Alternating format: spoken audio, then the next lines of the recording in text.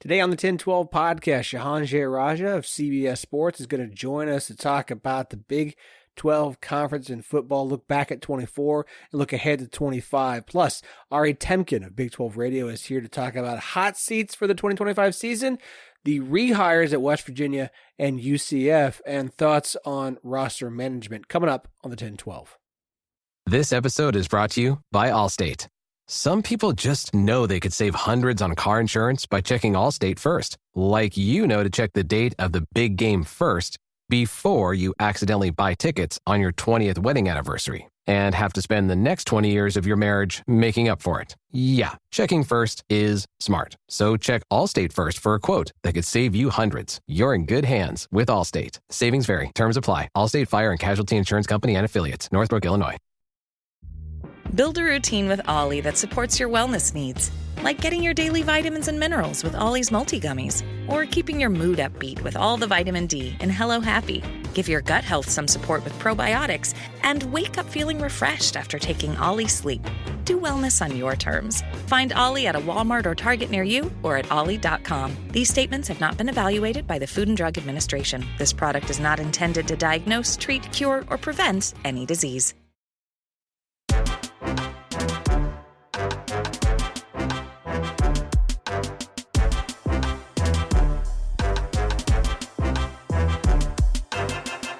Welcome to the 1012, the podcast that covers all 16 teams in the Big 12 Conference, with the flagship show of the 1012 Network and partners with Sports Social, Europe's biggest sports podcast network. I'm your host, Phillip Slavin. Thank you for joining us. We're back. It's 2025. I'm excited to be here. We had planned for a big dive into basketball for today. We pushed that back a week. So Jamie and Andy will be back next week. It's just me today. Not just me. I've got two guests coming up. Two voices, if you have listened to this podcast in the past much, you're going to recognize. One, of course, is Shehan Jeyarajah. We're going to talk about the Big 12 for football in 2024 and look ahead to 2025, what this conference needs to do to set itself up into the future. Then Ari Temkin is going to join us of Big 12 Radio, talk about hot seats for the upcoming year, talk about rehires, talking about you, West Virginia and UCF, and then some closing thoughts on the transfer portal and roster management and yada, yada, yada. So a big football conversation today, a little bit of a long pod, but a lot of football talk. Like I said, I understand it's basketball season. We are deep into basketball season. Hoops has been incredible. The men's side, the women's side, very, very exciting. This weekend's games were awesome. I watched the second half and overtime of Iowa State, Texas Tech. Absolutely fantastic basketball. Yes, Iowa State fans, you won. Texas Tech fans, I get it. You're sad you lost, but like the game itself was incredible, and we've seen some good stuff. I tried to stay up with TCU BYU. I was watching that first, and then I flipped over to kind of went back and forth, and it's just such. The Big 12 just delivers like it always does. So we're going to deep dive on the men and the women's side. Women's side is very exciting as well. Next week with Jamie and Andy, they'll both be back. Until then, a little bit of football talk. Softball season's coming soon. Oh, yeah. You know this show goes hard and heavy into softball season, especially softball in the Big 12. And with 3 new programs joining and Oklahoma and Texas leaving, it's a whole new conference.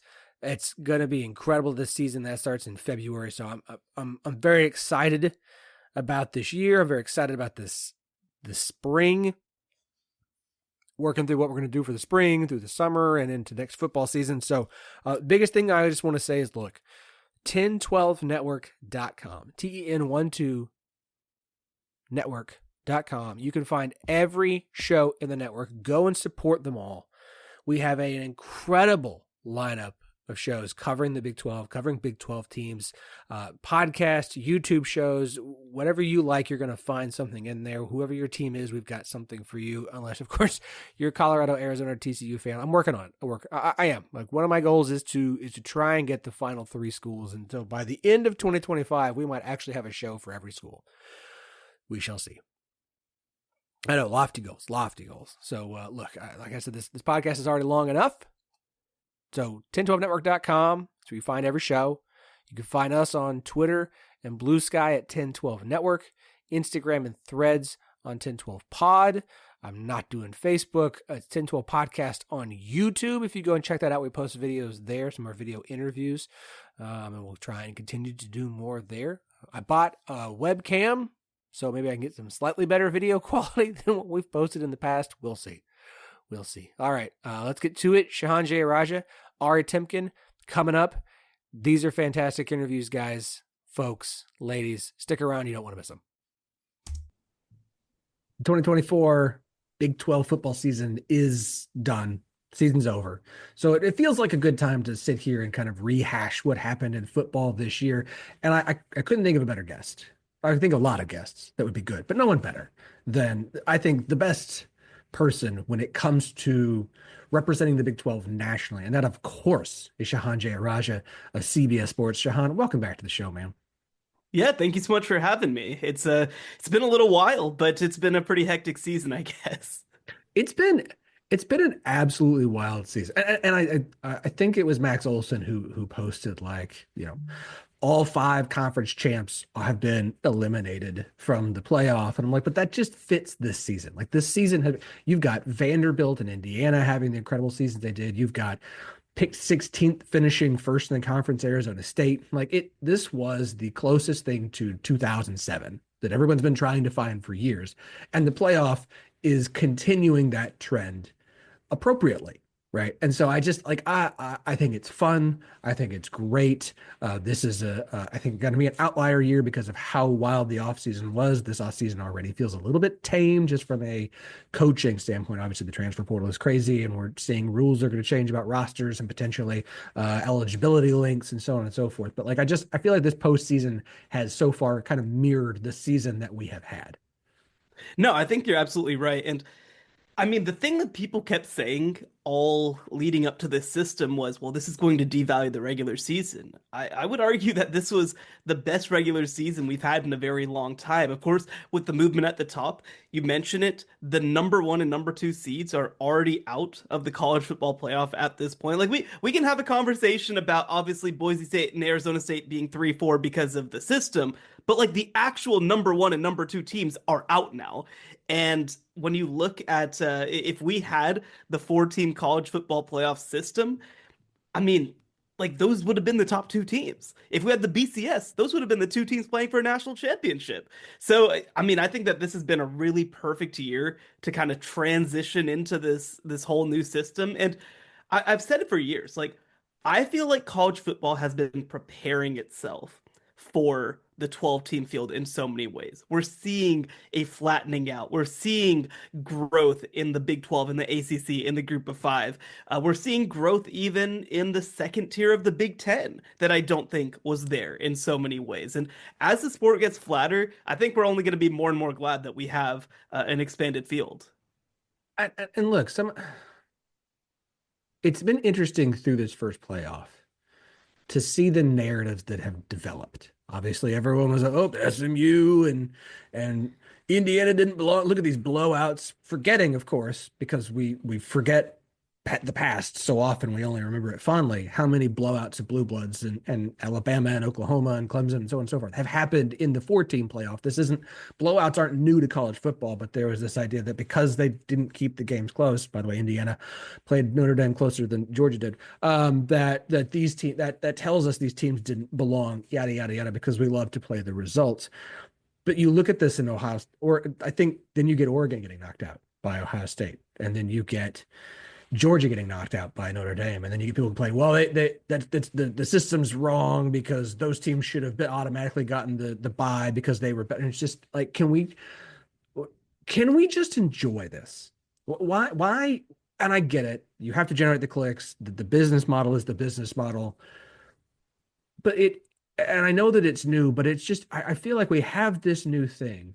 And the immediate conversation turns to what's wrong with it? How do we fix it? How do we make this different? How do we make this better? What do we need to expand it again? How do we need to change this and this, as opposed to just, hey, this is fun. Hey, this is good. Hey, this is a positive thing. Hey, seeing an Indiana in the playoff is a good thing. Seeing the game we got from Arizona State and Texas is a good thing. Seeing what we are seeing has been a good thing. I understand there's been rematches. I understand there's going to be rematches. But why can't we just enjoy this 12-team playoff and what it has given us so far?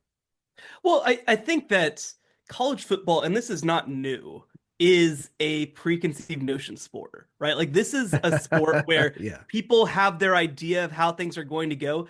And more than any other sport, maybe in the world, perception drives reality. We got to see that with literal polls deciding the national champion. We got to see that with the top two teams being put in as the national champions, right? Like this is something that has been defining of the sport is the idea that, well, if you think something is good, it becomes good. And this in so many ways is I guess you could call it an attack on that mindset, right? Like this idea that, well, if you play in this great conference, if we thought that you're good, if you're number one in talent, like these things in 2024 mattered less than they ever have in the history of college football. And and this isn't unique to college football, but like it usually takes people a little while to adjust to new realities. And I think that if you've been watching closely, and I want to be clear, like the SEC is the best conference in college football. I still believe that, but this isn't a short-term thing that shifted. This is a trend over the course of multiple years. I think it started with Alabama after the 2020 season. You started to see like this just wasn't Alabama anymore. Under Nick Saban, by the way. We can talk about the Kalen DeBoer thing, but like under Nick Saban, this was not Alabama after 2020. I think that shifted. I think that changed. You can point to NIL, you can point to transfer portal, you can point to realignment as well. I think did have a significant impact in it. But whatever the reasons, Alabama starting in 2021 was not really Alabama anymore. Georgia stepped up to fill that gap in some ways, but something I always point to is we have this assumption that teams can just reload a golden generation. We thought this with Alabama with their wide receivers, right? Like they had that group of 4 wide receivers who were all first round picks, and everybody just was like, well, the next ones will just come. Well, it didn't happen. And that was a huge part of their falling off. Everybody assumed Georgia would just replace Jalen Carter, would just replace Jordan Davis, and it would just keep going. Well, it doesn't always work that way. And I think that you saw that in so many ways with the loss of Brock Bowers, with the loss of their defensive lineman. Like, they're not quote unquote Georgia anymore. And so I think it takes people time to understand just how much the sport has shifted. And something I'll point to last year even is obviously they weren't, realignment hadn't happened as yet, but we got a Big Ten on Big Ten title game last year with Washington versus Michigan. Like, nobody thought that was going to happen. Texas and Alabama were favorites in their games, and they both ended up losing. This year, we very well might get another Big Ten on Big Ten. And even if we don't get a Big Ten on Big Ten, we're probably going to get at least a Big Ten on Northern team with Notre Dame, who's built much more, program-wise, like a Big Ten team than an SEC team. So I think that people, again, have this idea, and look at the data, right? Like since what is it, 2005? It's like whatever, 22 of the 24 past champions or something like that came from the South or the SEC. Like there's a reason that people feel like that's how this works.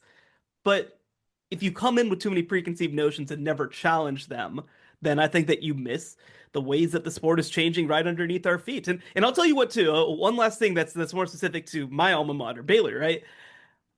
I mean, a couple years ago, like within the last 5 years, was like, I think Baylor's in huge trouble. I think that private schools are in huge trouble because it's a viewership game now, and that's the only thing that people care about. That's the only thing that matters in realignment. I think that schools that can't drive big viewership might be in trouble. And private schools, I think, like they just have smaller alumni bases. Well, like in a minute, it's changed immediately to actually no, having money is what matters most. That's how you compete. And for Baylor, for TCU, for other private schools, for SMU, suddenly that's a pretty good situation for you. So like that's how fast the sport can change, even for people, by the way, who are in the know. And I think that again, like if you're not still on your toes watching this sport, trying to figure out what's coming next, I think that you're probably missing the forest for the trees. I love that takeaway. And look, I think the sport has changed even more rapidly the last decade than it had prior. And look, the only constant than ever, yeah. The only constant is change, and conference realignment is far from new. Like everything is changing, and And we also have to draft, like, credit to Nick Saban. Like, I think a lot of the mindset that exists about continuity exists because of something that he did. And, oh, that's just a thing that happens in college football now, not, no, that was just Nick Saban.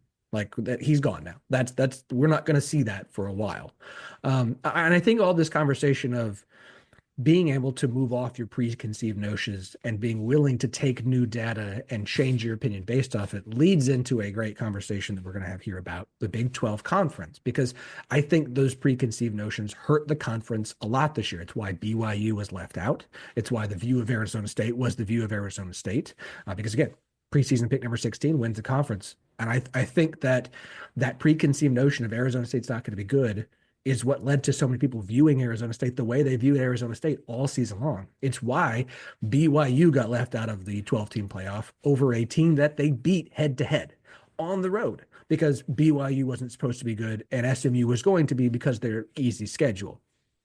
And so we have to figure out, and I know part of the problem is some of the metrics that are used, FPI. I know that I've been talking about this a lot lately, of the talking about roster grades, which I think are a funny thing to have when there's a conversation about players suddenly being reevaluated when they enter the transfer portal. And how is that fair that they keep the same roster grade while they're on a roster, and then all of a sudden they're leaving and then we change it, as opposed to viewing like maybe that kid wasn't a 4-star even though he's been there for 3 years. We probably should have readjusted the roster ranking based off of what he's actually done. Anywho, but this idea of preconceived notions about conferences, I think the Big 12 is being hit the hardest on that, because Oklahoma and Texas left. You don't have a true, the last team on the left to win a national championship was BYU way back years ago.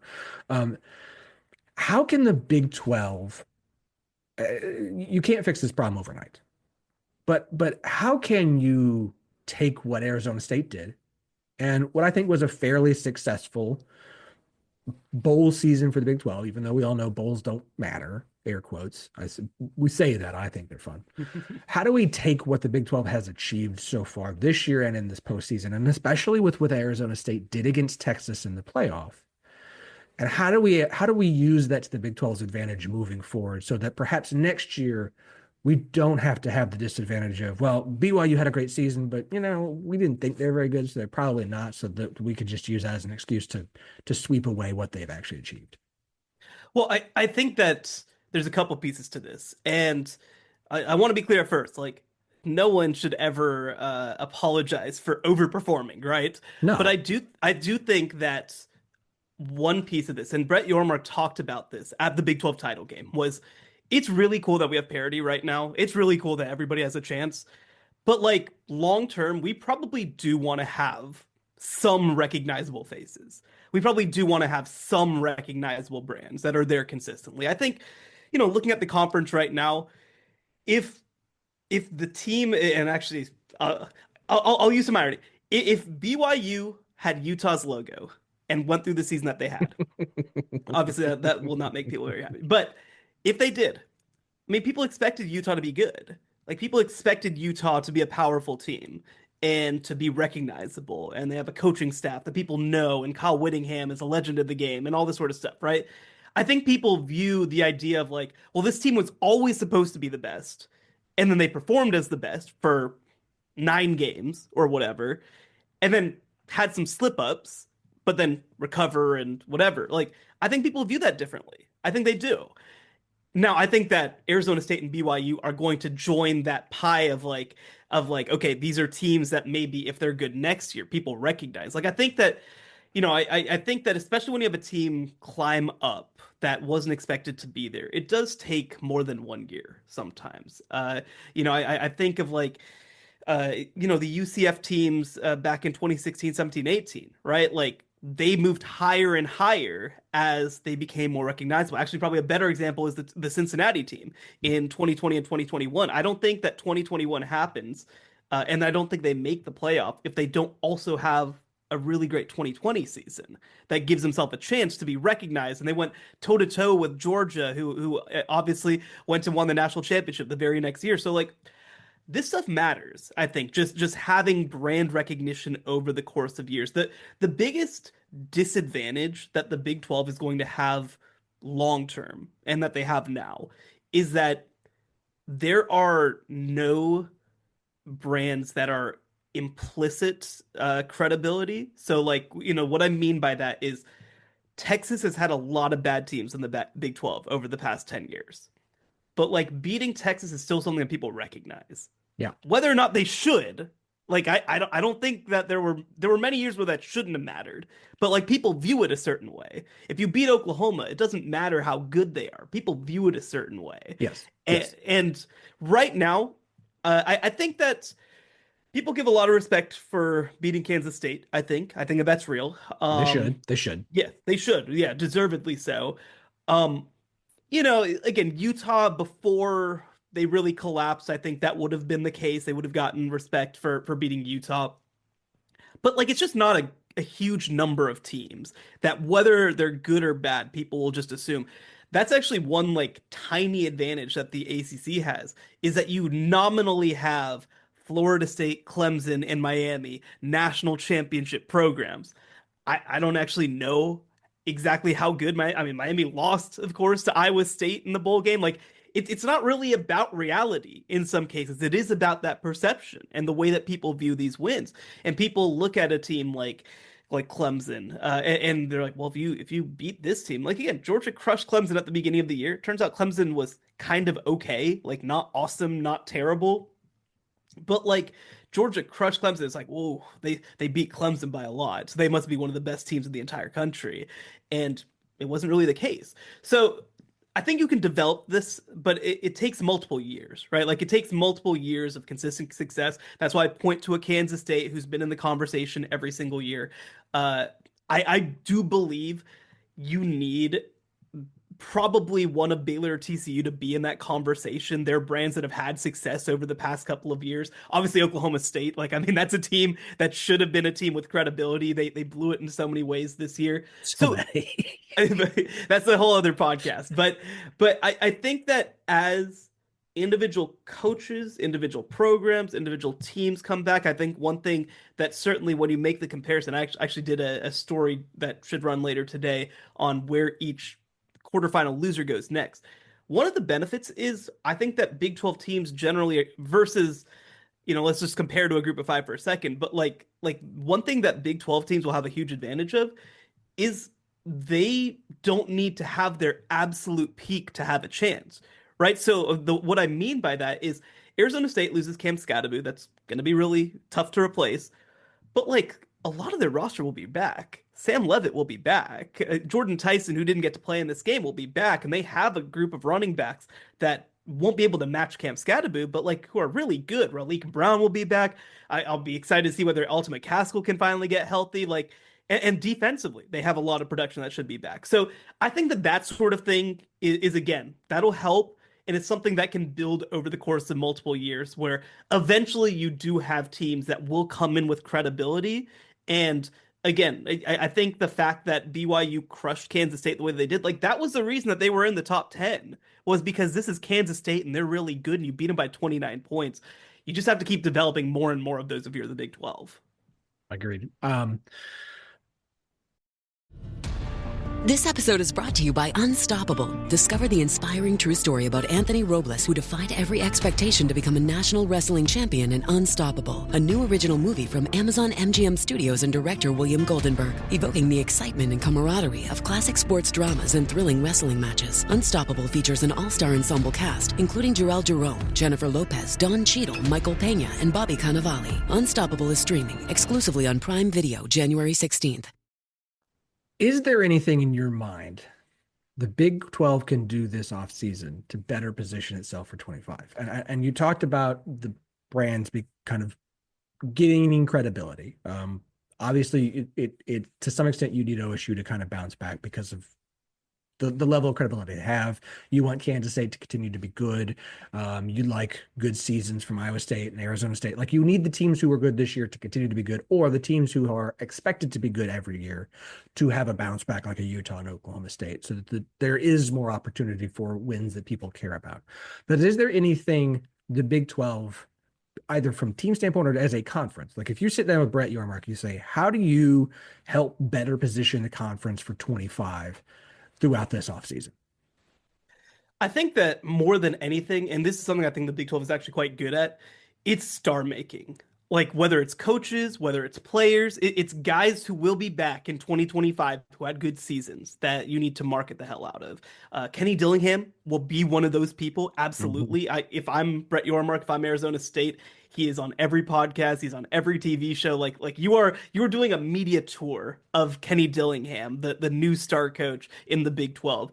I think that that's going to be true with players as well, right? Like you're going to have I mean, obviously, Sam Levitt will be among those players. Jake Retzlaff has kind of done this circuit, because of his really cool story with it, with his faith and his Jewish faith, and obviously his role at BYU. Like, I think that that's really connected with people, Mhm. and that's something that I think you want to continue doing. I mean, I said it, I think, when I came on the show last year, like, I think that 1 through 16, like, this is a tremendous group of coaches. This is a really, really strong group with a number of coaches who I think compete to be top 5, 10, 15, 20 in the country. And, obviously, I think last year in some ways Lance Leipold got that cycle. I think that he's also a coach that you'd love to see continue to get attention. Uh, you'll get the opportunity to storytell about a program like West Virginia with Rich Rod and some of the names that have been tied to maybe come back to that staff. That's going to be a lot of fun to see if we can get some throwback content potentially from them. But that's, I think, the biggest thing is you want to create stars. And while individual brands of programs certainly are a big driver of all of this, I mean, the stars in college football long term are coaches. Like they are. Nick Saban was bigger than Alabama by the end. And Alabama's like maybe the best program in history, but Nick Saban was even bigger. I think that there are ways that you can elevate some of your coaches, not to be bigger than their schools, but to have a level of recognition and credibility that matches their schools. We've seen it with Mike Gundy over the years. I think that matters. I think that we'll see it with Kenny Dillingham. Again, I'll be fascinated to see who kind of these next group who step up are.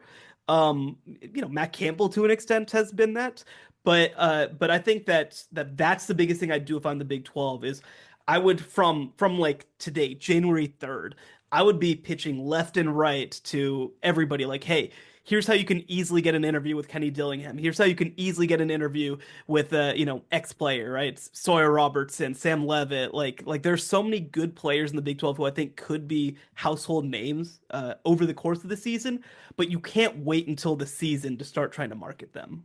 All right. So, your Mark, if you're listening, please send any and all coaches and returning players to the 1012 podcast. You can reach us at 1012podcast at gmail.com. That's TEN12podcast at gmail.com. Okay. 2024 was interesting. I think we have to, there are things that we can take away from it holistically about the sport more than individual teams, individual things, right? I think we have to continue to adapt our mindset, as we've talked about a lot, as we head into next year, because things are ever changing, and we're going to have to start adjusting the way we view things. So what is something from 2024 that you feel like you learned that you'll apply to 2025 and moving forward? Is this Big 12 or anywhere? This is a Big 12 podcast, so we'll go Big 12. We'll go Big 12. Okay. Well, I think the biggest thing is like, I mean, one, like you have to give everybody a chance every week. Like that you just have to like, you can't come in with too strong preconceived notions. I was the victim of this in some ways back in 2023 when I picked West Virginia to finish last. I was just early. I wasn't wrong. But but I think that's, like seriously, I mean, I think that there's a level of curiosity and that you just have to keep. You talk about Arizona State. I think one thing that kept them off the radars for a second, just as somebody who's a national reporter, obviously, they were picked last place, so you don't know exactly how much you have to pay attention to them early in the season, and you certainly have to prioritize whenever you're trying to watch 134 teams play on a given Saturday. Of course. I think for me, it was like I would say that the moment, and I mentioned this on the Inside the Big 12 show when I appeared on their Big 12 preview, the moment that I kind of like checked out on Arizona State was actually that Cincinnati loss. I was like, okay, this is a nice story, but like this isn't real, right? Like this isn't contender status. This is like, oh, fantastic. You guys won 8 games. What a great season. What a great turnaround. Still coach of the year consideration, all that sort of stuff. But for me, like I probably dismissed them too quickly after that game. And of course, Sam Levitt wasn't in the lineup, which I thought mattered, but I didn't think was like game changing necessarily. Well, it turns out maybe it was game changing, right? Like even if you want to go as far back as week 2, when Taj Brooks was out for Texas Tech, I think after they got crushed by Washington State, you're just like, well, okay, bye. I even think back to a game like BYU SMU, which was 15 minutes from my house and ended up impacting the college football playoff race. I didn't even think about going to that game, right? So I think that the biggest thing that I take into 2025 is like you gotta stay curious with these teams, man. Like you can't give up too quick. You got to let it play out. And by the way, to take it a little bit more to the playoff system for a second, like I mean, this system will allow teams to improve over the course of the season more than any other system that we've ever seen, which I think is awesome, right? I think we saw an Arizona State team, and people are like, well, week 1 or week 2, they didn't look all that good against Mississippi State, and they needed to come back against it. And it's like, yeah, well, they got a lot better. And they nearly beat Texas in double overtime in the college football playoff. I think it's really cool that a team is allowed to grow and improve. And that, I don't think we should look at a team with 2 losses winning the Big 12 and think, oh, well, that means that the conference was down, or like maybe a team just got really hot and really good at the right time. And so, I hope that that's something that people take big picture in college football this upcoming season. Is like, we got to be more curious about this stuff. We need to not check out on teams as fast as I think we've done in the 14 playoff world, in the BCS world with 2 teams. And that's, I think, something heading forward. And I do want to say too, like, I think that this playoff system, we got some good games in the quarters. That's great. This system has been such a success to me because of not just the games, but the way that it impacted the sport. Everybody talked about this idea of the regular season being devalued. Well, I mean, look, maybe the Ohio State-Michigan game meant a little less, but like every other game in college football meant so much more. Yes. We got to lock in on a Friday night for Boise State versus UNLV with a playoff spot on the line. That's crazy. That doesn't happen in college football, right? We got to lock in for like the Big 12 title game between Arizona State and Iowa State was a college football playoff play-in game. That's nuts, right? Like, again, I understand it. For people who don't actually care about the sport this much or are casual fans, you probably are like, well, I thought that the game and the Iron Bowl were like super duper important and decided everything. It's like, well, maybe a little less now, but the trade-off is every other game in all of college football means 5 times as much now as it did in 2023. So I understand why some people wouldn't love that trade-off, but for me, as somebody who actually likes college football, and certainly for people who I'm sure would listen to the 10-12 podcast, it's a huge benefit. And there are way more of those fans than people realize. Like, I've said it, like, I would not have become a college football fan if I didn't attend Baylor, who had nationally relevant seasons when I was at the school. Right? Like I just wouldn't have become a big college football fan. I didn't know enough about it. And if you are a student at Boise State right now, if you're a student at Arizona State right now, if you're a student at SMU right now, this isn't a 1-year investment. For the next 50 years of your life, you're going to care about college football because of what happened in 2024 in a way that you just wouldn't have just being a casual fan. And again, so I think that this has just been a tremendous success. No, absolutely. Look, this was good for the health. We've had conversations recently about the health of the sport and it being, if the only teams that are supposed to be important are teams in the Southeastern Conference, that the sport will not survive. Like, no, there's all these the casuals, sure, but the rest of the fans will fall off because. So this is good. Having an Indiana have the season they had, and that being a story. Having Vanderbilt, I mean, I know they're in the SEC, but having Vanderbilt, having Arizona State, having these teams have the success that they're having is good for the health of the sport overall, and that is something that is very important. To piggyback off yours, I've said this before, and I'm gonna have to really lock myself into it as we get to the off season of in the Big 12, folks. I don't care what you did last year. This is the Big 12 conference. It doesn't matter because this conference is so volatile, and it is about development cycles. And now it's about how successful are you in finding the diamonds in the rough out of the transfer portal, especially the number of former FCS players who were stars and studs in the Big 12 conference this season is like all of them. Okay. So when the preseason polls come out, I will challenge everyone to not just put Iowa State and Arizona State 1 and 2, because the only team since the conference championship came back to repeat is Oklahoma. No one else does it.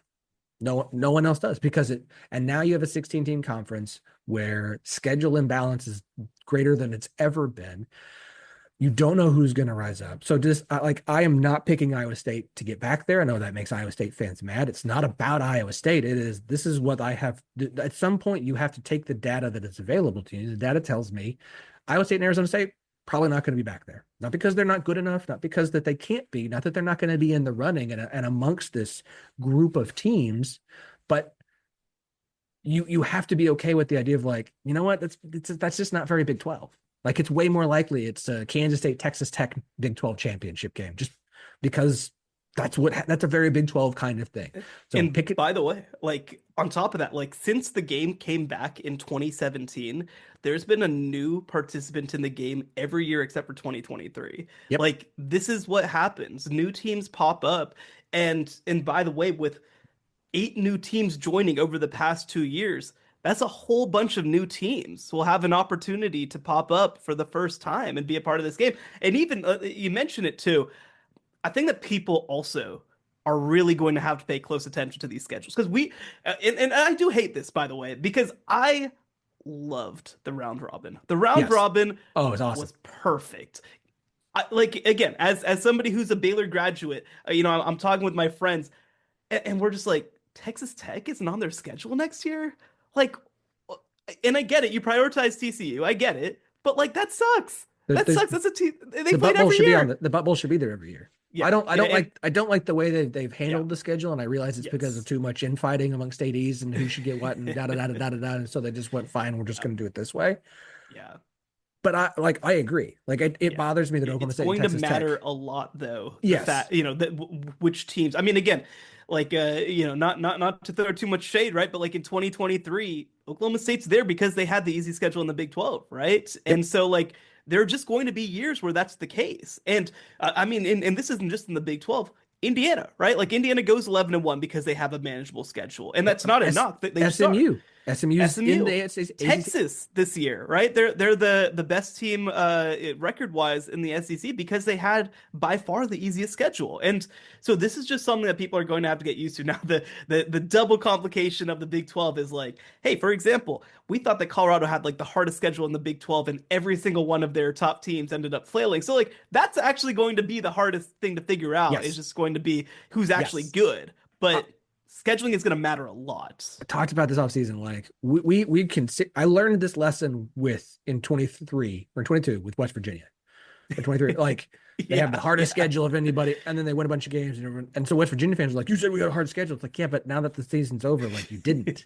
Like right, we have to evaluate things based off of new information, and so it's not just that like, well, we have to try and figure this out based off but you have to base it off who you think is going to be good and who you think is going to be bad. Yep.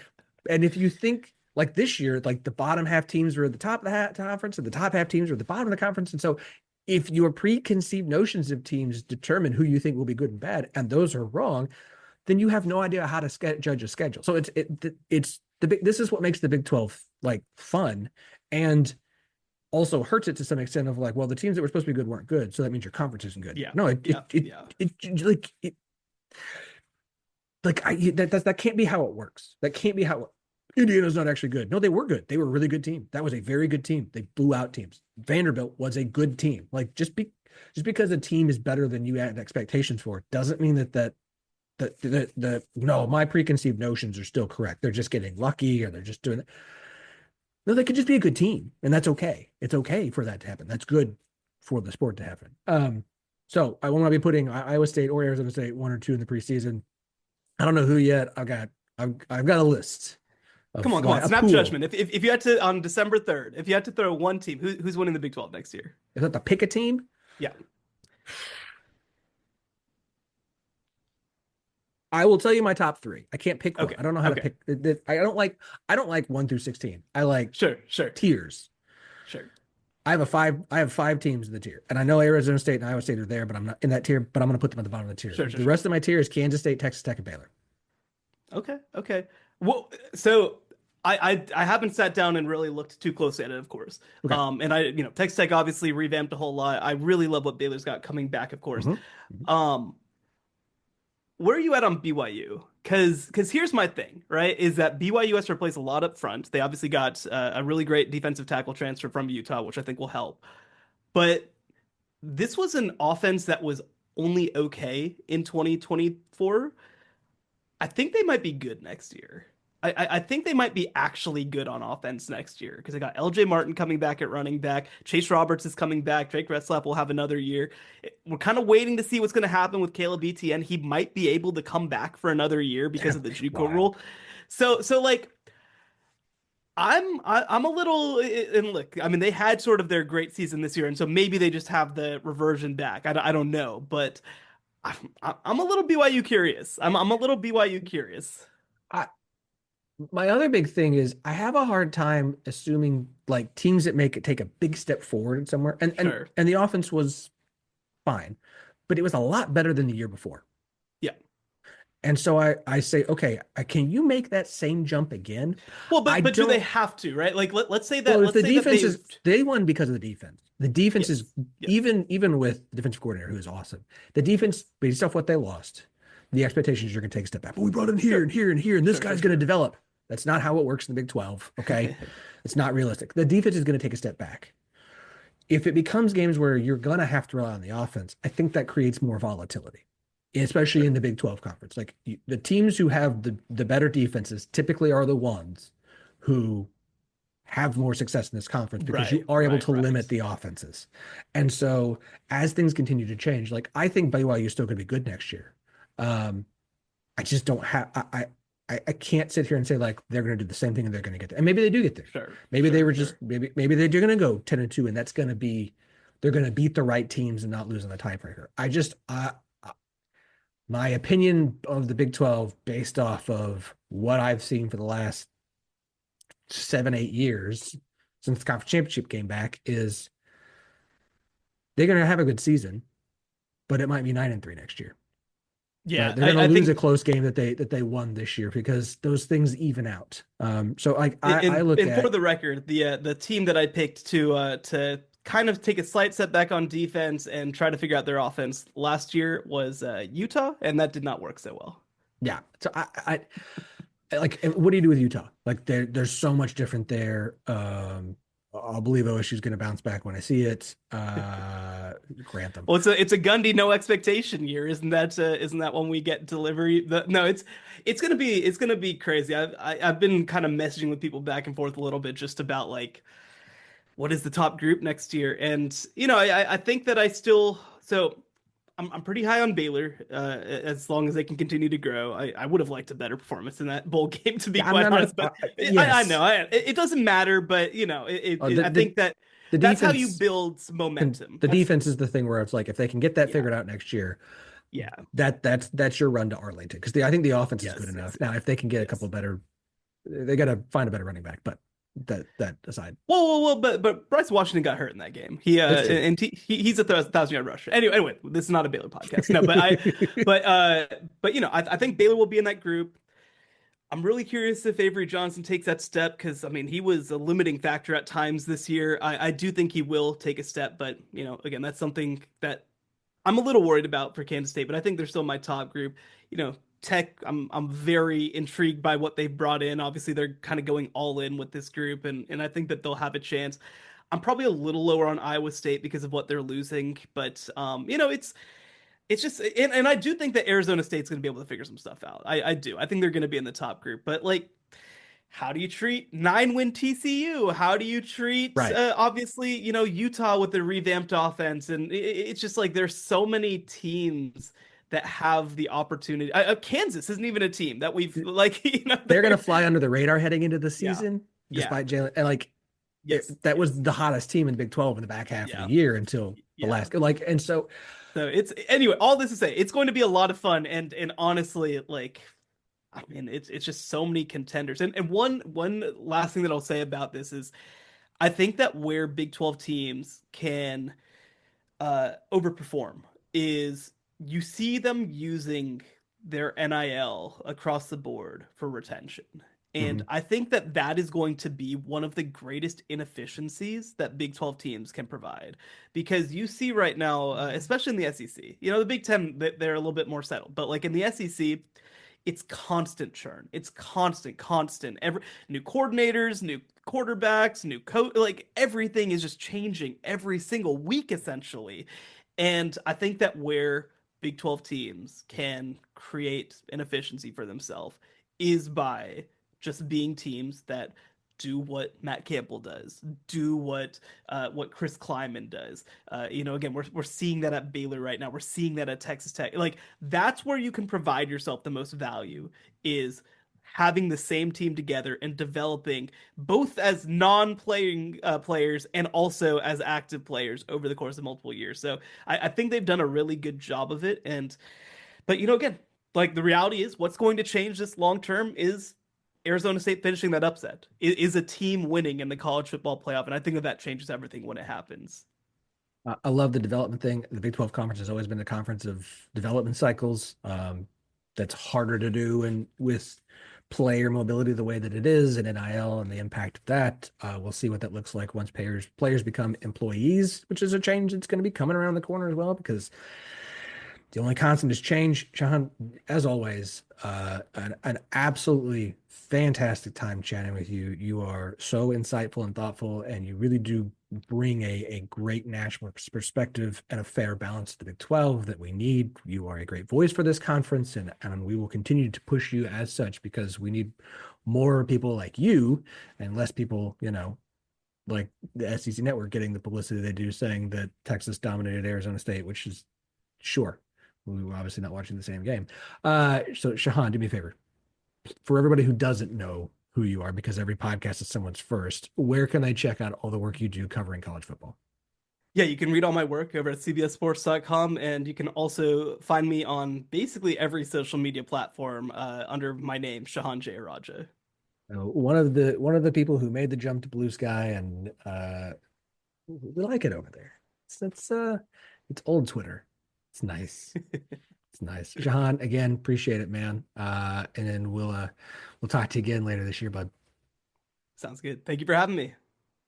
Oh, it's such a clutch off-season pickup, Dave. I was worried we'd bring back the same team. I meant those blackout motorized shades. Blinds.com made it crazy affordable to replace our old blinds. Hard to install? No, it's easy. I installed these and then got some for my mom. She talked to a design consultant for free and scheduled a professional measure and install. Hall of Fame son. They're the #1 online retailer of custom window coverings in the world. Blinds.com is the GOAT. Shop Blinds.com right now and get up to 45% off select styles. Rules and restrictions may apply. All right, we're going to see how this interview goes. We're going to do our best. I'm in an unusual space, sitting here in the bedroom. I have no idea how the audio and acoustic sound. I've got pillows stacked behind the computer. It is on the exercise bike. It's an absolute mess. Home because of the snow, not at the office like I thought I'd be. But we're going to give this a try. We're going to give this a swing. We're recording this on Friday. So if you're watching this on YouTube or you're listening to this in the podcast, it's probably dropping a day or two afterwards. And joining me, always love getting this guy on the show. I mean, it's just an absolute fun time and a great conversation. And he is such a great Big 12 voice. He is, of course, Ari Temkin of Big 12 Radio. Ari, welcome back, man. You're too kind, buddy. It's great to be on with you. It's great to share this snowy experience with you, even in Dallas, Texas. I'm having to hold my mic. I never hold my mic, so I'm trying to be still so it doesn't have a bunch of sound effects all over it. And I will put $100 down right now that one of my children will bust through the door at some point and just need something right now. So we're gonna make this work. We're gonna make it work. Of course. And it's the most important thing on planet Earth, and you absolutely 100% needs you to get it. And it's actually nothing. It's basically nothing. I've already had. I'm working a half day today because I had just like at this point, no one's working all day. Yeah. And it was already like, let me just finish this one thing. It's gonna take me like 2 minutes. I need you now. It was to move, and like it should just like for 2 minutes while I'm trying to finish the. She just needed me to move a pillow in front of the igloo that I made them because they wanted to close themselves in. Yeah, it's like much just like you couldn't move that. And then by the time I got in there, we got it. All for naught. at least there was some. I mean, my kids wouldn't have gotten that far. Like that, my kids are not self-reliant in any capacity whatsoever. Everything has got to be done by us. We're trying to pound the self-reliance messaging into them because it's an important thing to learn. So we'll see how that goes. We'll see. I think our generation of parenting is failing on that very much so. Let me just say that. That's my commentary on our generation of parents. We are failing on the self-reliance aspect of it. Be better, us. Because we worry so much about so many things that our parents didn't have to worry about. Like it just. This is not a parenting podcast, but we talk parenting on the show a lot. You know what? What's interesting though is at the same time, like literal crime rates and crime rates against kids, like way higher in the 90s, way higher. Like our parents let us do things and go places we probably shouldn't have been, right? Which led to like way worse rates of. So it's almost like a fallacy. Like we believe that our kids are way more unsafe than they actually are, but like the reality is, like again, crimes against children, like tenfold higher percentages than they were in the 90s and they are today. But that's they're lower because we don't teach them self-reliance. Maybe that's what it is. Maybe because we're helicopter parents, those rates are lower. Or maybe as a society we've evolved to not have as many people doing bad things against crime. Awareness is a double-edged sword. I don't know. All right, this is not why people are here, but that's okay. Look, we talk parenting on the show. Look, there are a lot of people who come on the show who have kids, so get. What else are we supposed to talk about? Let's talk about the Big 12. Let's talk about hot seats. It's January. Hot seats. Let's talk about it's January, and so it's time to look at teams and say, because the offseason, everything we talk about in the offseason stays relevant as the season progresses and never changes. So I want to ask you who you view in the Big 12 in football heading into the 2025 season. Who are the coaches with the hottest seats entering the year? So we're just bypassing Big 12 basketball. We're bypassing forget about the 2025 football season. Let's just who's going to get fired after next season is what you want to know. Is that what we're doing here? The Big 12's year is done. 24 football is done. Okay, it's all in the past now. We look ahead. Okay, we are focused on the future. At this point, we're not even previewing the next season. We're looking ahead to who's going to get fired next year. But it is previewing the season. It is part of fair. It. It is, That's fair. And I think there's a point here that I will get to after we because there's three coaches in my mind who are going to be on every hot list or hot seat list in the Big 12. And I'm curious if you have the same three. And then we can have we'll start here and the conversation will progress. I promise.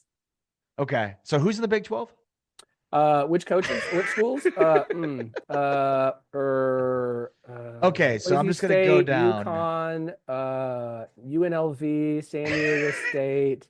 No, wait, these are all the fan bases that we're sure they should have been invited, and we're mad. Okay. So Arizona State, no. BYU, no. Iowa State, no. Colorado, no. Baylor, no. Or maybe. ... Yeah. TCU, okay. Texas Tech, okay. K-State, probably not. No. West Virginia, no. Kansas, no. Cincinnati, yes. Houston, no. Utah, no. No. Arizona, yes. UCF, no. Oklahoma State. You're nodding yes. Yes. Okay, I'm going to go to the two absolute, without a doubt, yeses. Yes. Cincinnati and Arizona. Yes. It felt like a lot of Arizona fans, and I'll be honest, people that I talked to that know some of the big money people had him on the hot seat this year after 1 year. And I find that to be, egregious. However, it's egregious because you can't hire and fire a coach within a year. right? So if you've hired and fired a coach in a year, then the person who hired that person should be fired. Now, with that being said, I'm pretty sure that the new athletic director at Arizona who came in from Mizzou was not the one that hired Brent Brennan. So I digress. Also, Arizona had a lot of issues with injuries. With that, all that being said, Arizona's offense was an abomination. And that is where Brent Brennan's butter is breaded. Wow, that's a lot of B's. Bread is buttered? Bread is buttered, Brent Butter Brennan. is breaded. I like that. That's how Brent Brennan's butter is breaded. And I mean, that's where they brought back everybody. So like it is inexcusable their offense was that bad, which is the reason I think that Brent Brennan is going to be on the hot seat year 2. I don't think I should explain myself on Scott Satterfield in Cincinnati. I think that's pretty obvious. This team should have been a lot better this past year, but wasn't. They needed to improve at quarterback. They did, and yet somehow, some way, they still weren't better. So I'm definitely going to have Scott Satterfield on the hot seat. So those two for sure. Baylor's interesting. Okay, so Baylor is an obvious no, right? No, it's not an obvious no. Okay, so you're with me then, because remember, West Virginia a year ago was an obvious no in terms of the hot seat because Neil Brown had a great season when he was on the hot seat, and he was rewarded with a new contract, and now he's out, right? So Right. Never say never. And there's high expectations for Baylor next year, and they've got to be better. And how many games did they win this year?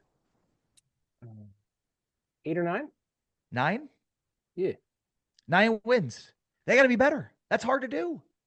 So let's just put a pencil on that one. I'd say, certainly the betting favorite is for him to be back and not be on the hot seat, but I think that's there.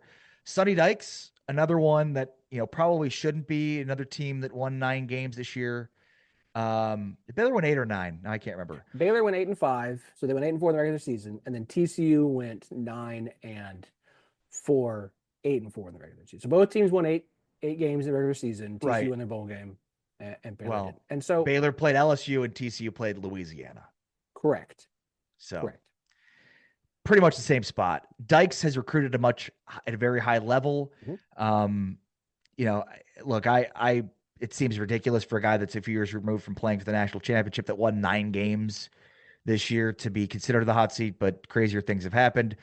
I'd say the same for McGuire. So like in terms of the Texas 3 here, Baylor, TCU, Texas Tech, I'd say it's unlikely for any of those 3, but I could buy an argument that any of those 3 would be.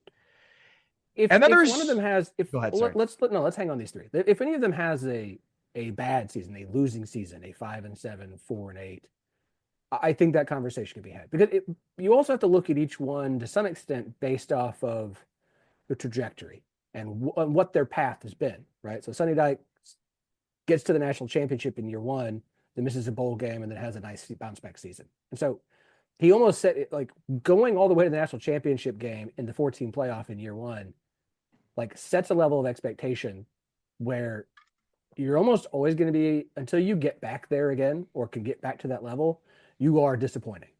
And so it's going to leave everyone with a taste in their mouth, kind of like, I mean, okay. McGuire just continued to incrementally build. And the vibes are good in the offseason because of recruiting and what they're doing in the transfer portal, and people like him. Remember, with these guys, when you are likable, it will buy you a lot more grace than when you're a jerk. Okay. Yeah, Dave Aranda's in that same camp as well. Very Dave likable. Aranda, right? So terrible year 1 during COVID, win the Big 12 title, and then it goes down. And now it's coming back up. And he has been very vocal about things that they have been bad about and have changed and been better about, how they've handled recruiting, how they've handled NIL, how they use the transfer portal. And so because he's had this season, again, if any of them goes 4-8 or 3-7 or 5, even 5, or 3-9 or 5-7 next year, we're going to have real conversations. But I think for all of them, it would take a bad year for any of them to be shown the door. With that being said, though, and Joey McGuire is my favorite. I'm a little concerned about them offensively next year. I'm super excited about Sheil Wood coming in defensively. I think there's a lot to like. They spent a ton of money in the portal. They have the number 2 ranked portal class. They're apparently in on Carson Beck, despite the rumors that he's going to go to Miami, signed, sealed, and delivered. Maybe they're trying to get more money out of Miami, and that's why they've thrown Texas Tech in there. But with all the money they have, I wouldn't throw them out. I think I think a lot of the success at offense from last year was more a product of Zach Hitley than it was of Baron Morton. So I'm concerned about what this offense looks like last year. I think he was very much a system quarterback. So without Kitley, I'm concerned about what this offense is going to look like next year. I mean, to me, the biggest weakness is, and I've been a Morton guy, but is Baron Morton and your loss of Taj Brooks. Like you're that's substantial. You're not going to replace Kitley and Brooks, right? You're not going to replace him. You're going to have to pull the money ball and replace him through the aggregate with all these different guys, but you're not going to replace Taj Brooks. I don't think there's another running back who is as good as him. That's not saying there's not good running backs on the roster. There's just not a running back as good as him on the roster. And it makes sense that they're in on Carson Beck if they look at things and say, this is the year we're going all in on. We haven't lost a lot of the guys that we recruited. Obviously, you lost the wide receiver, but they've built up this depth that they've been trying to work on through high school recruits, and now they're trying to add to the top of the talent level with the transfer portal. They're going all in on this year. Like you can tell, this is it's year 4 for Joey McGuire. They're going all in on this season, which sets up expectations that they're going to have to try and at least, if not meet, exceed. And so it is a big year for him of if they flounder, right, and it's not because of a bunch of injuries, and they've got a new OC, new DC, it's going to be a very interesting season in Lubbock, but I still think that the potential there for them is really high this year, and it's the Big 12. Yeah. Like as soon as you throw the volatility of the Big 12 into the equation, there's no reason that you can't say, like, if you laugh at the notion of Texas Tech making the Big 12 title game next year, like, okay, laugh at your own risk. Like Arizona State did it this year. They were supposed to be the worst team in the conference. So well, and there's always something funny about football too, when you have a obvious weakness one year and then you improve upon that weakness the next year, and then suddenly one of the areas, it's like you're trying to plug up all these holes in the dike, and then you put one finger in this hole and then suddenly water starts. So like it's all a long way to say their defense was terrible. Their defense should improve dramatically into the next year, but their offense could take a step back. Right? Like that's just the way you can't have everything in football. Nope. And we'll see. I'm not trying to write the obituary for Texas Tech in 2025 in January here, but that's my feeling. Let's get your alma mater though. How about Oklahoma State? You put Mike Gundy on the hot seat. Yeah. I'm not willing to do that yet. So explain that to me. I mean, you look at the season they had and how volatile this offseason was, and he has now played the I've replaced everyone card. Right? As a head coach, you get that one card that's been in your back pocket. You replace everybody, especially the coordinators. I mean, everybody is gone. And you thought, well, maybe they'll keep the running back coach, maybe they'll keep DB, everyone. It is a complete and total staff overhaul and roster overhaul. I mean, they've already brought in 30-something players, be it JUCO or transfer portal, to come and rebuild this roster. Now, obviously, they lost a lot, but I mean, it's a roster overhaul. It's going to be a scheme overhaul to some extent. Like, this is a massive change to what Mike Gundy has done, and he's never done this with the coaching staff before. So this is the get out of jail free card. Now, because of the success that he has had, he's going to be given the chance to turn it around. And so I think to say his seat is hot this year, I would call it lukewarm. I would say he's going to get 2 years to kind of say, as opposed to most coaches, right? You get to play this card and you've got 1 year to show this is going to work. And if it doesn't work, you're out.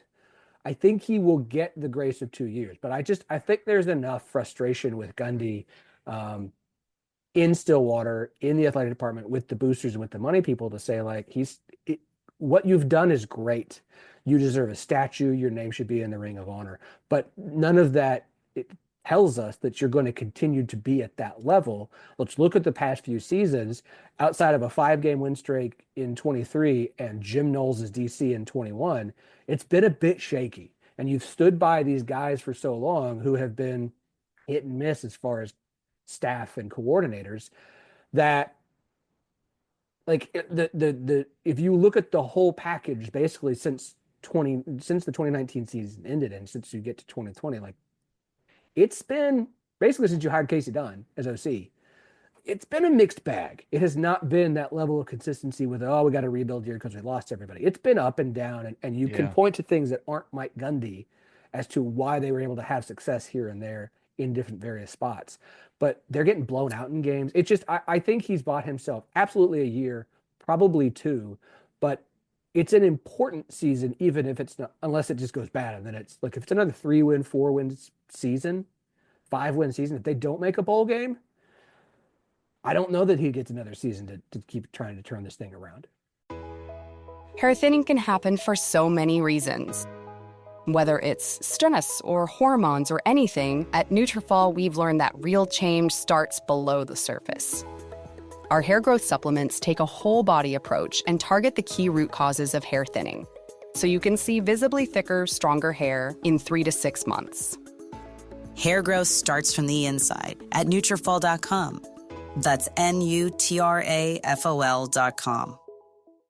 Yeah, so all good points, and I was kind of poking fun at you to a degree in terms of like, whether or not we're putting Gundy on the hot seat. I mean, they were like 2010s Kansas bad last year. I mean, that defense was, they quit. They didn't want to be there. Like their run defense was, I've never seen anything worse than that. Oh. And it was funny because when the season started, like, so the Arkansas game, and then things started to go south, and I think like people still hadn't caught up at the fact that they were bad. And like, so they kept getting picked by people to cover. And it was like people just were very late to the party on how bad that defense was. What was so interesting to me about Oklahoma State this year was they basically were the exact same team from last year with this important difference. The injury to Colin Oliver and Nick Martin, and then Ollie Gordon sucked. No. Not Ollie Gordon sucked. The offensive line couldn't run block to save its life. But it was the same group as last year. Right, but the point of contact went from like... Yeah, but he was making people miss. He was making people miss last year. At like 0.2 far. Okay, so maybe I shouldn't have said Ollie Gordon sucked. No, it wasn't harsh. I don't, because you saw when they actually like tried to do things other than they had a 5-game win streak, and then defenses made changes to what the offense had changed last year, and they didn't have a counterpunch, and suddenly they couldn't block to save their life from in the run game. And like offensively, they were bad last year. Statistically, it was just that Colin Oliver would make splash plays that would completely erase long drives that ate up yardage. Like they were one of the worst college football teams on defense last year. They just didn't have Oliver to save them this year. Like that was it. That was it. Like same defenses last year. They just didn't have Oliver to save them with splash plays and Nick Martin to clean things up.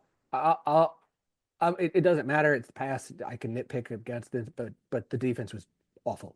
Awful. It was awful. Worse than I've ever seen anything. Worst. So let me ask you this: if Kyle Whittingham has a bad season next year, is he on the hot seat? I mean, this is Kyle Whittingham's last year. You didn't answer my question. He's already but this is his last. Let's say all things are equal. Okay. Is Kyle Whittingham on the hot seat if they have a bad season this year? I'm just trying to get. Yeah. You think so? I think he would be.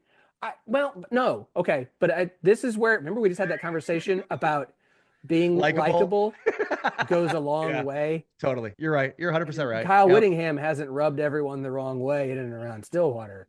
The way, and the people who pay the bills in the way that Mike Gundy has.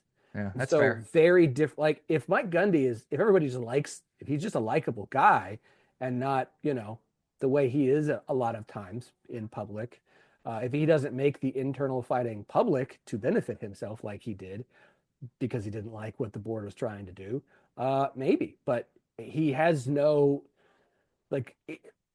The worst thing Mike Gundy did this year was call out pores. I call out everything. But the comments he made about the poor people. Oh, that one, yeah. The fans who were poor, and it's like, well, he wasn't directing it at the fans. It's like, doesn't matter. That's how it was. It doesn't matter. It doesn't matter what he was directing it at. It doesn't matter. Context doesn't matter. There, people hear that. They hear whatever they want to hear. Yep. And at that point, you kind of you forego any context. Well, you knew it was weird when in the beginning half of the season, like he started criticizing his coaches publicly, and he never does that. Right. Like you could just tell. Right. Especially Casey Dunn. Yeah, and he has defended him tooth nail. Like the fact that he was criticizing coaching decisions and what coaches were doing, and then it became about the players, and it was like he's blaming everybody, and then he's blaming fans. Like it got so bad that this is what happens with Gundy though. When it's going great, he's having a grand time. He's fun to talk to. When it's not going well, right? He wears his emotions and feelings out in public a lot, and that's. If you were, I'm done with Gundy, this is the season you wanted. Awful season. I was shocked that there was even considerations to fire him after this season. but I would put him on the hot seat next year. Yeah. I think that is completely reasonable, even given the history, because to your point, like history's great. You'll have a statue. You're an icon, but it's 2025. I can't look back. It's Bobby Bowden, right? I know he's not that old, but it's the same thing. Like your history is not winning us football games tomorrow. Correct. We need to win. We need to keep winning. And we can't just say like, well, you've won a ton here and you got to stay because of that. College athletics in 2025 don't look anything like they did in 2010 and 2011. Like that great. Congratulations. Right. You built a program doing this. You have fought tooth and nail to adapt to modern college athletics. Like, I'm glad you're using the transfer portal, but this all feels like these are things you're doing because you have to do to save your job. No one's buying this notion of like, no, he's changed now. Like, no, you're doing what you have to do to survive. Yeah. And so like, it's if you have success, you're going to keep staying the head coach at Oklahoma State. If you don't get back to the level that's expected, I'm sorry, it's kind of like you want to talk about Sonny Dykes to some extent. You set a level of expectation. If you can no longer maintain that level of expectation, we have to find someone who can. Not, well, he can do it again. It's been almost 20 years. Like you either, my favorite line, you either die a villain or die a hero or live long enough to see yourself become the villain. Yeah. Like every coach at some point, the things pass them by. And at this point, it's not about whether or not how well he knows college football or offense or defense. Times they are a changing, and soon we're going to have players being employees. And this is something for everybody. You look at the almost like the opposite. How Kenny Dillingham talks about his players and talks about roster and talks about NIL and talks about college football and how things are done now. It is the absolute antithesis to Mike Gundy. And you're just like, these are the kinds of people you're going to have to have success in this sport anymore. Because you can't be Urban Meyer anymore. You can't be you can't kind of be Mike Gundy the way you want to run things. Like it's different. It is. And so if you cannot adapt, newspaper ad sales guy, I'm real sorry, man. This is not the way things work anymore. Yeah. To your point, it's not 2011 anymore. Not. Heck, it's not 2016. It's not 2017. It's not 2018. 2025. Like the difference between now and 5 years ago is drastic. So either adapt or move out of the way so someone who understands how things are working now can move in and take over. And I it's not a lack of appreciation for what he's done, but this is in any industry, any business, anywhere. Like this is what you have to do. If you are stuck in your ways and not willing to be open to new information and new ways of doing things and adaptability, not just as a college football coach, but in everything in life, you're going to get left behind and you're going to have no one to blame but yourself. Although speaking of not 2016, 2017, hey, look, Rich Rod's back at West Virginia and Scott Frost is back at UCF. How about that? Yes. Thank you for this. Is a perfect segue. Absolute perfect segue. Because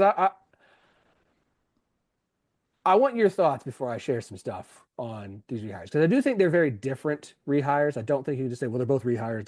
Like there's two schools in very different situations. They're two coaches with very different timelines. So I do think they're different situations. I'm curious your thoughts on both of these rehires at West Virginia and UCF. I really, really, really like the Rich Rod hire. I really, really don't like the Scott Frost hire. With Rich Rod, I mean, we've seen it. Like he's been presiding over an offense that's been very, very good. He had one of the best offenses in college football last year with a program that had less scholarships available because they're moving up from the FCS to the FBS level, right? So he did more with less. But like that's what I look at, right? Like can Rich Rod's offense still work in modern college football? And I think he's proving it because it is. He just did it. And on top of that, I love the hires he's made. I think he's still such a big name in that area. And I mean, obviously the Pat McAfee piece, like McAfee was pushing for him. And a lot of times I'd say, don't listen to that. But I think in this day and age, that matters a ton. So I love everything about it. I think it's going to work. I'm a little bit more skittish on Scott Frost because, again, whereas like it's worked in recent history for Rich Rod, we just don't have much recent evidence that suggests it does for Scott Frost. And like he's very much getting the band back together in terms of his coaching hires, where it's like, oh, you're just rebooting what you had in Nebraska, or that's kind of weird because you were so bad. So, and again, this is not like this job more closely resembles the job that he got fired from at Nebraska than it does UCF when he was last there. Like UCF in the American in 2017 is not where UCF in the Big 12 in 2025 is. Way closer to Nebraska in the Big 10 in 2025 in terms of money, in terms of resources, in terms of expectations, in terms of like, you're not winning every home game and just breezing through an easy American schedule. Like, so, to me, it's like the differences here, and we're only comparing them because they're, in the same conference, and they're obviously two hires that kind of harken back to times that were, but like, I haven't seen Scott Frost be successful in recent history. He's trying to reboot something that didn't work. And, again, like you're what you have now, the job you have now is not what you left. The only thing that's similar is that you're in Orlando, Florida. That's it. Yeah. A few thoughts. First off, I want to shout out to Alex Kirchner at Split Zone Duo, they had a paid episode, and he did a bunch of research. It was really interesting. And he looked through all the schools that had done a rehire like this, had rehired someone from the past. And it was like 18 schools had rehired like 19 guys over the history of like college football since World War I. On average, guys were worse the second time around than they were the first time. Shocker. Yeah. First time win percentage was like 63.8%. Second time through was 53.3. Well, and keep in mind, for a guy to get rehired, they had to be really good in order to even be considered the second time around. Like you have well liked. Like there's examples of like Mike Riley at Oregon State. These successful examples were like Mike Riley at Oregon State, Chris Alt at Nevada, Jeff Tedford and Jim Sweeney at Fresno State, and of course Bill Snyder at Kansas State. We all know Bill Snyder at Kansas State. I don't know who the other three are, but yeah. The rest of the examples. I mean, it's tongue in cheek a little bit, but it's kind of to the point. Go ahead. Sorry. I get it. But like the rest of the examples were like Greg Schiano at Rutgers. Is Rutgers what they were? Rutgers the Big Ten. They were in the Big East then, right? West Virginia understands this. Randy Edsel at UConn. That was a terrible rehire. Bobby Petrino. You say, well, his second time at Louisville was great. No, it wasn't, because you had Lamar Jackson and the best you could do was 9 wins. You had the Heisman winner, and then this next year you won like 7 games. Bill Walsh at Stanford. Obviously, we just got done with Mac Brown at North Carolina. Like, you could say that was successful in the extent that they recruited better during Mac Brown's era than they were the era beforehand, but it's not like it actually led to a lot of success. And don't point out that they made an ACC championship game, because everyone's made an ACC championship game in the last decade. That ain't a lot to. And by the way, the only exception here is like one of the greatest coaches in the history of college football, Bill Snyder. Right. Because the other three you mentioned are at the group of 5 level. Right. Or Oregon State. And he had varying success during his time, and that was okay. Like, Bill Snyder's one of the greatest college football coaches of all time. Right. And he was gone for a very short amount of time. Like 3 years. It was real easy to transition back to what he did. So he was able to have success again. The way he had success was repeatable. And you can look at what Kansas State does now, and there's still pieces of how Bill Snyder was successful that Coach Kleiman does now at Kansas State, understanding that program. Like, Bill Snyder is the exemption to the rule here when it comes to rehires being successful. Most of these rehires, if you look through history, bad. Like, absolutely not successful they didn't win as much. They still won some games, but like the level, you weren't getting things back together. It wasn't getting the band back together. Rich Rod at West Virginia, like I get all of it. I get that he has continued to have success. There is some things with West Virginia to me where the Big 12 now, how much is it like the Big East then? And 2020, we keep talking about college athletics is not the same. Is West Virginia going to continue to work to adapt to be able to be successful? I am more okay with Rich Rod because he's continued to be a successful head coach in college football and a successful offensive coordinator. Well, and West Virginia's been in the Big 12 long enough, as opposed to UCF, who, as you made the point, like Scott Frost has done nothing since he left UCF. And it's not the same situation. And like examples of former rehires where they transitioned, like rehired FCS coach now at FBS, or made big conference, like big jumps like this, it doesn't work. Like, it doesn't work. Here's the other thing. What is success? Like, I think the problem is if you're hiring, I think both West Virginia fans and UCF fans are going to think back to the peaks of what those coaches did, and that's what you're going to expect. And history tells us that's not what's going to happen. Like, so it's not. In 2 years at UCF, Scott Frost won 73% of his games. Mm-hmm. In the 7 years that Rich Rod was at West Virginia, he won 70% of his games. I mean, I feel pretty confident that as like Scott Frost ain't winning 73% of his games at UCF. And I mean, you're not going 13-0 in year 2. Now look, the Big 12 is the Big 12 and right. football is different. But like, and that's what I mean. Like, what is success? Like, what if Scott Frost won 60% of his games? Like, that would be really good, but it would pale in comparison to what he had been at UCF previously. And same with Rich Rod. I mean, he won 70% of his 60 and 26 in 7 years at West Virginia. He's not going to win 70% of his games at West Virginia. Like, that would be insane. Now, if he did, he won 67% of his games in 2 years at Jacksonville State. Okay. He didn't even win 70% of his games at Jacksonville State. And now you're going up a massive level from Jacksonville State to West Virginia. I understand Rich Rod more at West Virginia.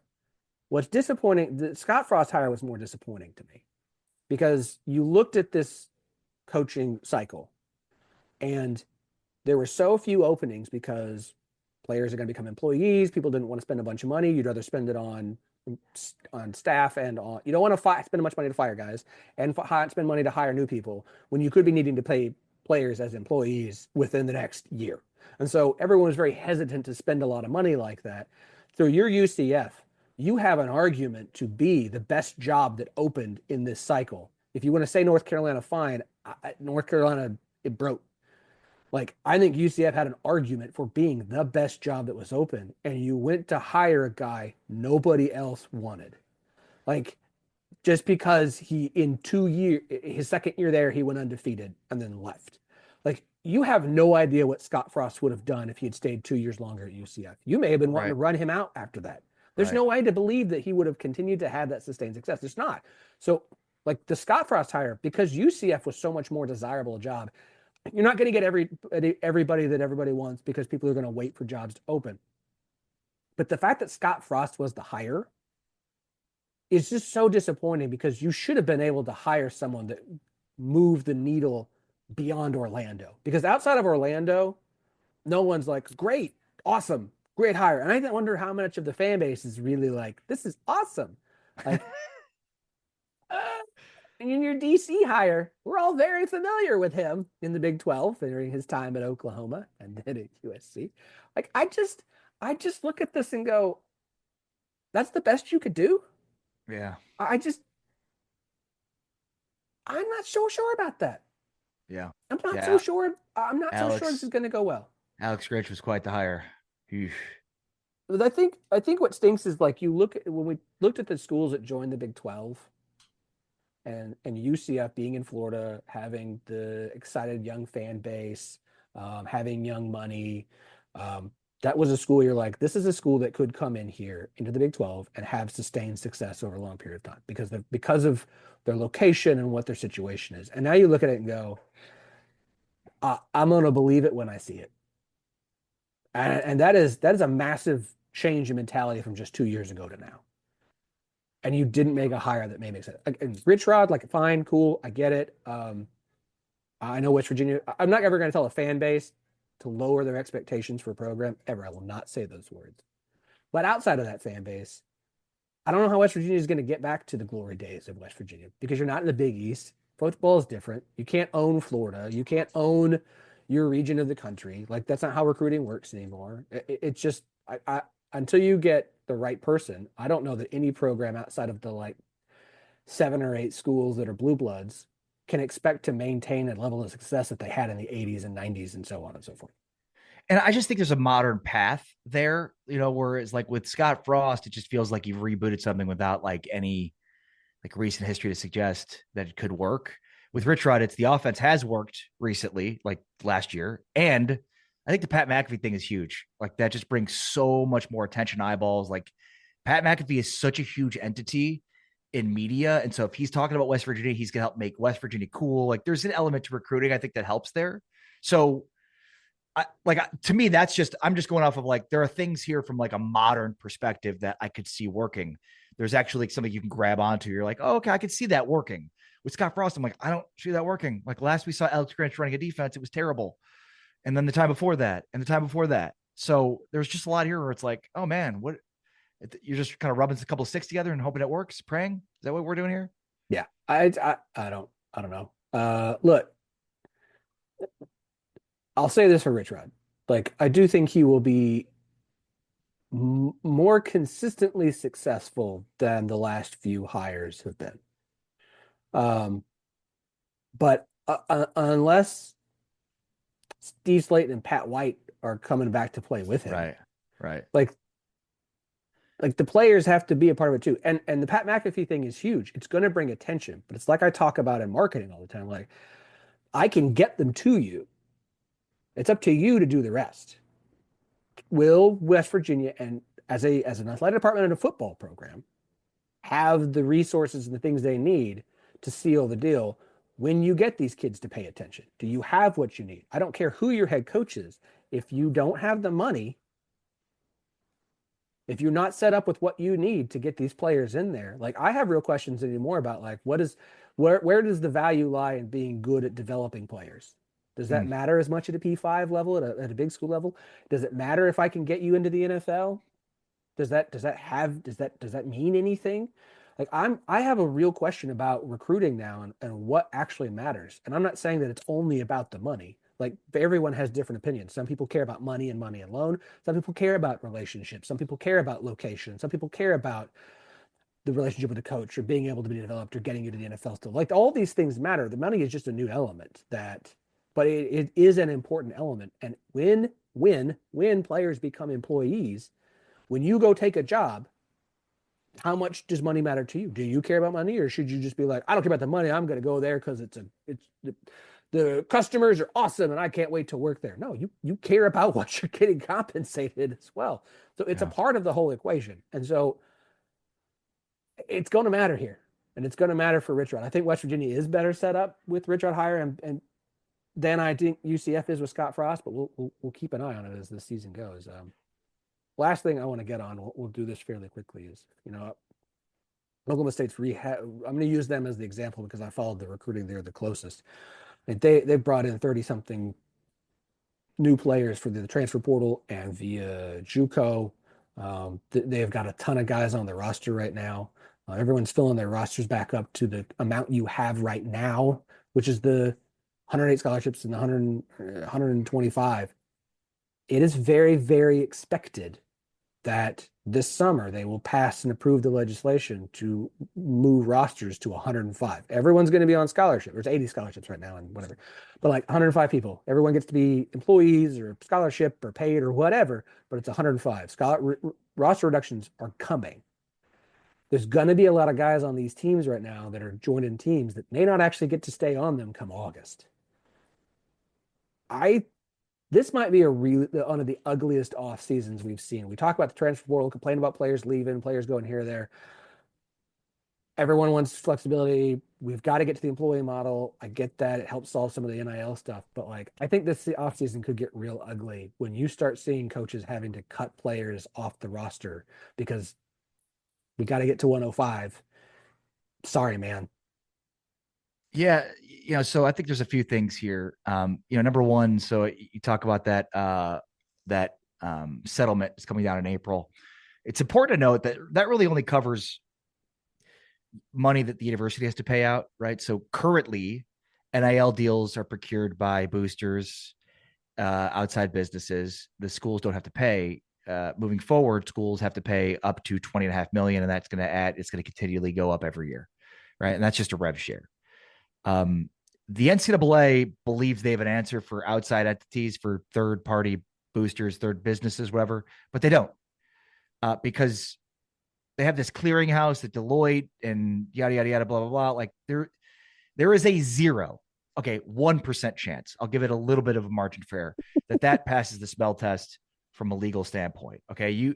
The reason that Major League Baseball, the NBA, the NFL pass antitrust exemptions is because they've collectively bargained between the owners and the players. They basically have come up with a system the NCAA has without collectively bargaining after the Supreme Court has said that they are a monopoly.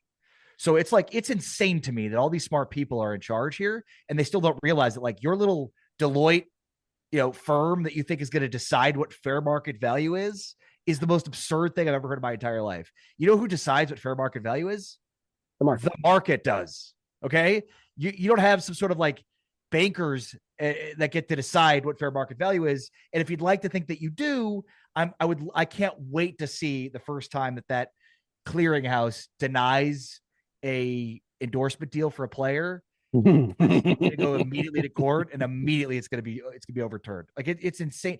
The NCAA just keeps taking L's, and they keep trying to act like they're in control, and they're not. They're not in control of anything. They're barely in control of what they eat. So it's fighting the wind, man. It's fighting the wind. The only thing that's going to change in April is that schools have to pay money. It's the only thing that's going to change. Now the rosters and that stuff will change and will impact to a degree, but like this stuff's already happening. Guys are already getting cut. Rosters are already being renegotiated. Like the biggest thing is this will have an impact on walk-ons, but like, it's funny how coaches complain about this, but yet they've only had 80 scholarship players. Now they're going to have 25 more scholarship players available. They're going to have more talent available to them. And my guess is the NCAA at some point, college football at some point will institute some kind of practice squad.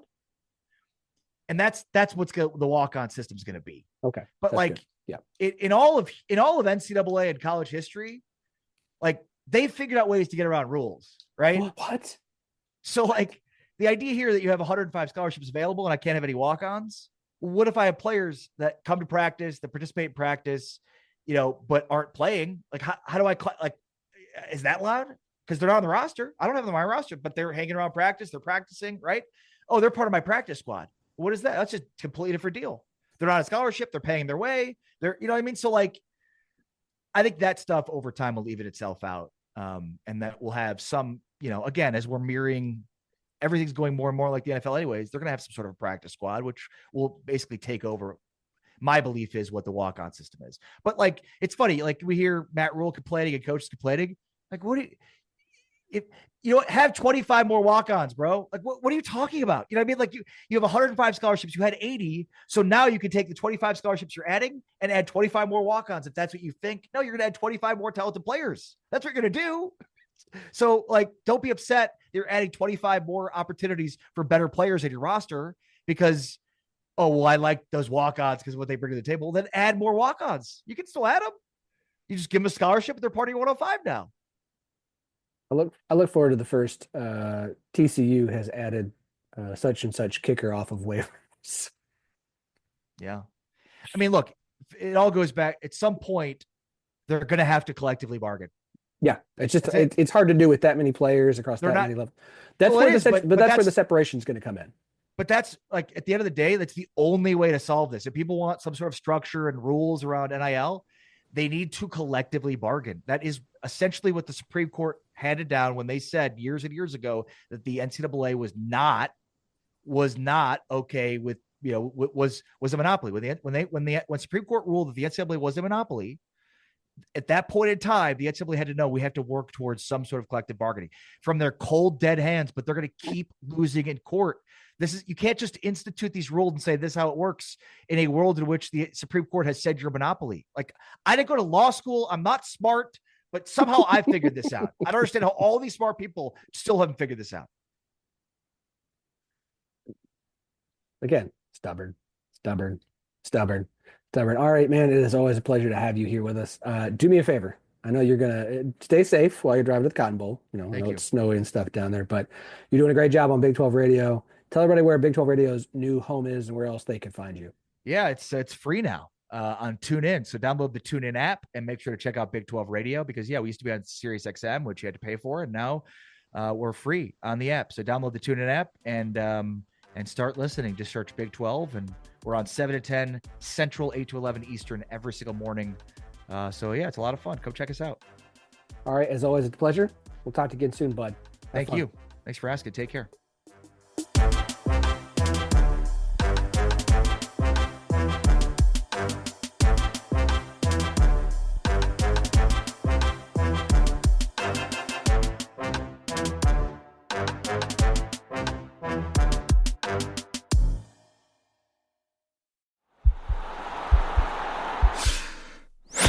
This podcast is part of the Sports Social Podcast Network.